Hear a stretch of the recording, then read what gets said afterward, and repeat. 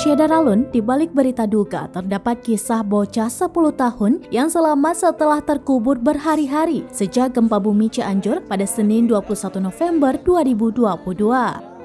Peristiwa gempa bumi yang mengguncang Cianjur menyebabkan ratusan bangunan hancur dan ratusan menjadi korban. Mengutip tribunjabar.id, salah satu korban yang selamat adalah bocah berusia 10 tahun yang bernama Aska Maulana Malik. Aska ditemukan selamat dan dievakuasi pagi hari tadi pada Rabu 23 November 2022 di rumahnya yang hancur di Kampung Rawacina, Desa Nagrak, Kecamatan Cianjur, Kabupaten Cianjur. Dia dievakuasi petugas gabungan setelah dikeluarkan dari ruangan rumahnya yang tertimpa reruntuhan namun terhalang lemari. Pantauan Tribun Jabar, lokasi ditemukannya Aska di Rawacina itu berupa dak beton yang di dalamnya terdapat sebuah ruangan.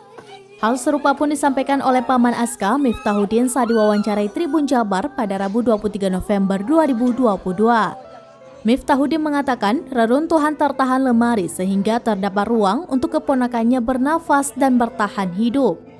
Kini Aska telah dievakuasi ke Rumah Sakit Sayang Cianjur. Informasi lebih lanjut, Miftahuddin mengatakan nenek dari Aska pun sudah ditemukan.